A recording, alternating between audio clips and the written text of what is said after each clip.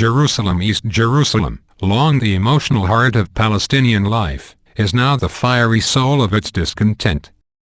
It is not just that most of the young people suspected in this month's spate of stabbing attacks came from within the city borders, like the 18-year-old college student whose residency is being revoked by Israel after the police said she stabbed a Jewish man in the back. It is that her neighborhood of 18,000, Serber, is also home to people like Fayed Abraham, a successful businessman who condemns the wave of violence but shares the frustration and alienation underlying this new uprising. Mr. Abraham, 44, is a lecturer at Hebrew University who runs 2 clinics in Israel's health system, and lives in a comfortable home among Serber's tangled crowded hills. The view from his balcony is of sprawling Jewish enclaves that he said were built on our lands, and the ugly barrier Israel erected that splits Serber from the occupied West Bank. These days, he can also see the Israeli soldiers who have blocked 2 of the neighborhood's exits and set up a checkpoint to search cars at the 3rd, making the city's psychic division all the more concrete. "You have a lot of evidence that you are not a human being," Mr. Abraham said. "The problem is the policy, because all the time as a Palestinian here you feel that they want to take you out of the city. You have a lot of problems that do not allow you to feel that you are part of the city. It's killing from inside all the time." In East Jerusalem, the Israeli-Palestinian conflict is most personal and most profound. For Israeli Jews, the outbreak of seemingly random attacks by Palestinians is both a vexing challenge to contain and a reminder of the inherent conundrum in their vision of a united Jerusalem. For many of the 320,000 Arab residents, the violence is a consequence of years of feeling like the neglected stepchildren of both City Hall and the Palestinian Authority, which is headquartered in the West Bank and is barred from operating in Jerusalem. They do not feel wanted here, or part of what is happening there. Civic and cultural institutions decamped years ago for the West Bank city of Ramallah. In Arab East Jerusalem, there are too few classrooms, and too many dropouts. It is difficult to get a permit to expand a home. 98 illegal structures were demolished last year. 3/4 of the population lives below Israel's poverty line. These Palestinians are regular visitors to the contested holy site in the Old City where fears of an Israeli takeover have helped fuel the violent outbreak. They speak Hebrew and, unlike their brethren in the West Bank or Gaza Strip, residency means they can work and travel throughout Israel as do citizens, giving them an intimate, daily view of all they do not have. Even as they benefit from Israel's robust economy, many seethe as they pump gas or stock shelves for better-off Jewish peers. On the one hand, yes, you have open access to Israeli society. On the other hand, you also have more knowledge about the discrimination that is being practiced against you, said Sari Nusibeh, the former president of Al-Quds University. Major issues that you identify with as a Palestinian and a Muslim, your dignity and self-respect, your position, your role, these are in total and constant conflict. Advertisement. Continue reading the main story. The uptick in aggression did not begin with the 24 attacks that have killed 7 Israeli Jews, 5 of them in Jerusalem, since Oct. 1.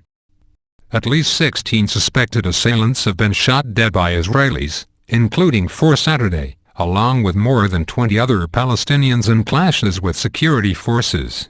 East Jerusalem has been a hotbed since July 2014, when Jewish extremists kidnapped and murdered Mohammed Abu Deer, a 16-year-old from the Shufat neighborhood. The police reported 1,594 stone-throwing incidents in East Jerusalem over the next 3 months, up from 1,216 during 10 months of 2013. More than 700 people were arrested for rioting in Jerusalem during that period in 2014. The police said they had detained 380 between Sept. 13 and Oct. 15 of this year, 171 of them minors.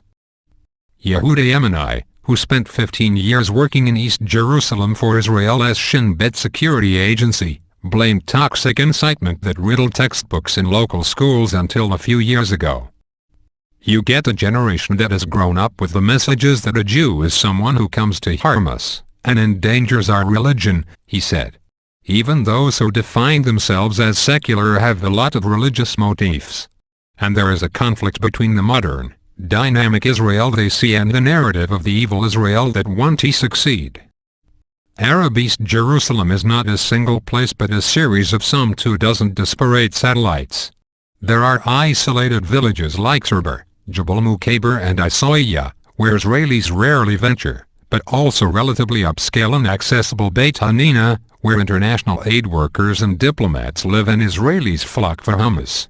There is the restive, drug-ridden Shuafat refugee camp, one of several hamlets officially part of Jerusalem but left on the West Bank side of the concrete barrier.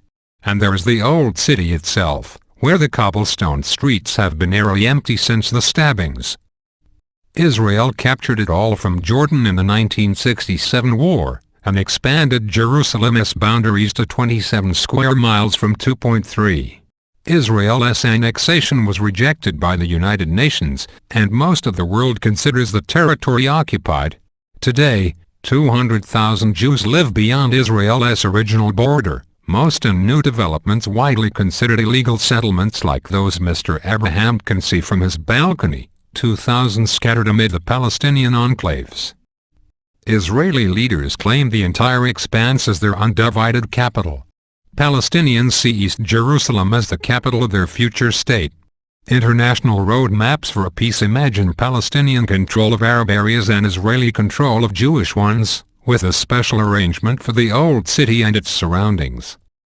Rifat Sablaban, 27, who lives in the old city as Muslim quarter, said Palestinians in Jerusalem have sort of a schizophrenic feeling.